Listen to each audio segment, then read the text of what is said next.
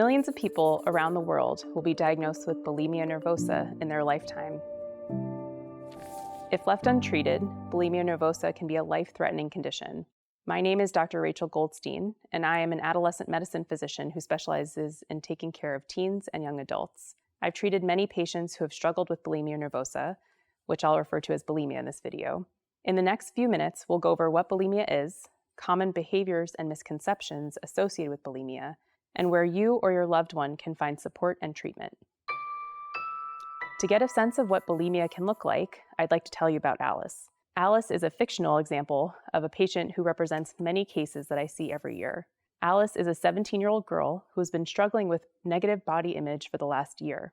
Her parents noticed her eating late at night and her weight going up over the last few months, but figured it was just due to stress around college applications. It wasn't until they found drawers full of candy wrappers and noticed she'd often spend over an hour in the bathroom after dinner that they realized Alice might have bulimia.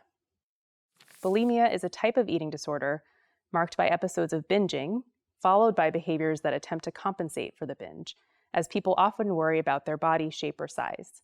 During binge episodes, people will eat a large amount of food, often entire bags of chips, boxes of cereal, or packages of sweets that might be upwards of 1,000 calories over a relatively short amount of time. During these episodes, there is generally a feeling of being out of control and intense feelings of guilt and shame. Unlike binge eating disorder, however, these binge episodes will be followed by different behaviors that try to make up for / compensate for the binge. These include things like vomiting, overexercise, diet pills, diuretics, or laxatives. People engage in these behaviors to try to avoid weight gain that often goes along with binge eating. For some, they may try to restrict their eating after a binge, leading to intense feelings of hunger, which may ultimately trigger another binge episode, and the cycle continues. To be officially diagnosed, these episodes need to happen at least once a week for at least 3 months.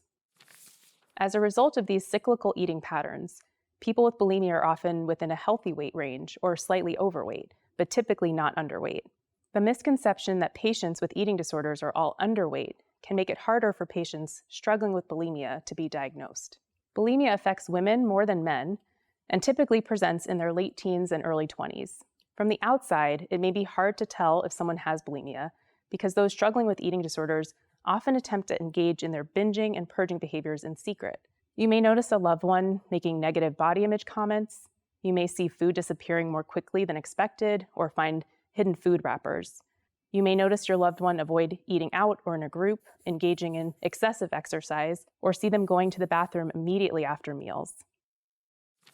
Sometimes, recurrent plumbing problems may be a tip-off that your loved one is engaging in self-induced vomiting. Disordered eating doesn't happen in a vacuum. Patients with bulimia nervosa often have a history of other psychiatric diagnoses, such as depression, anxiety, substance abuse, or post-traumatic stress disorder.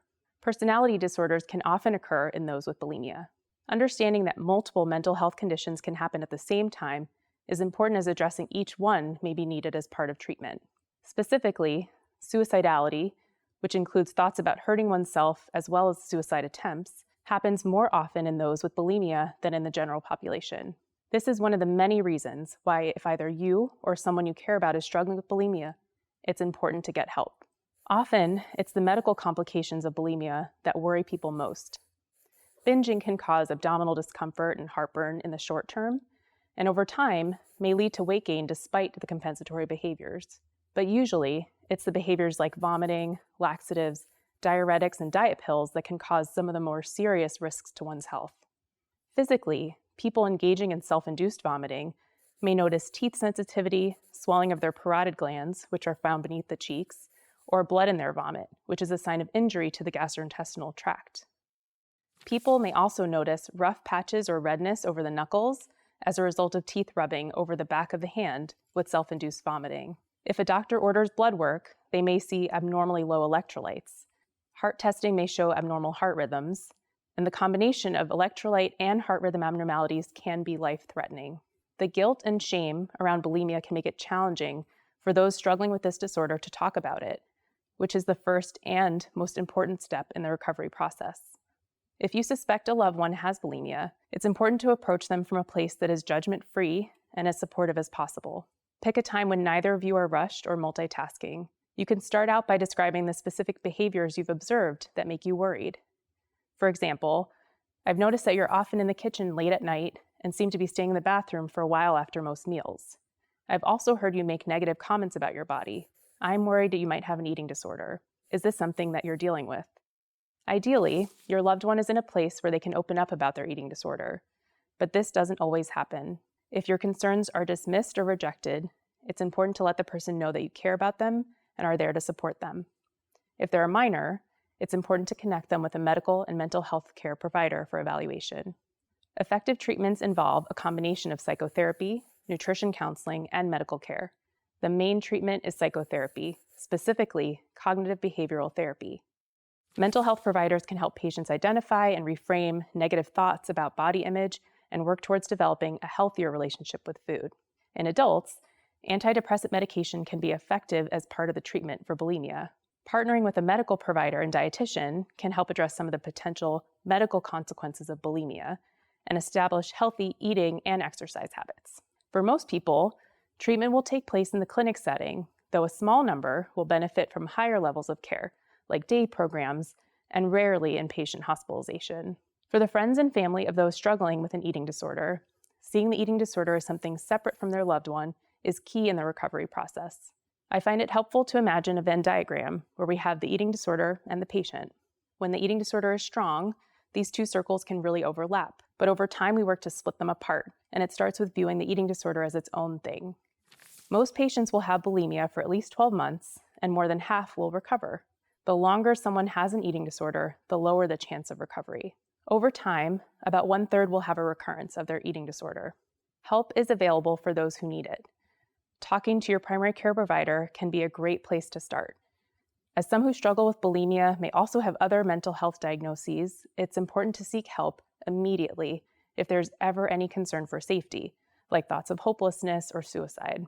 I've taken care of many patients who have struggled with disordered eating, who were able to recover and develop a healthy relationship with food and their bodies. Alice, whose story we shared earlier, was one of those fortunate ones. She was reluctant to talk to her parents at first, but eventually was able to open up to them about her eating disorder. She worked with a therapist, a dietitian, and her doctor for 2 years, and continues to see a therapist now that she's in college. Acknowledging the eating disorder thoughts can feel overwhelming and is an important first step towards getting help and beginning the recovery process. To get help or additional resources, please check in with your primary care provider.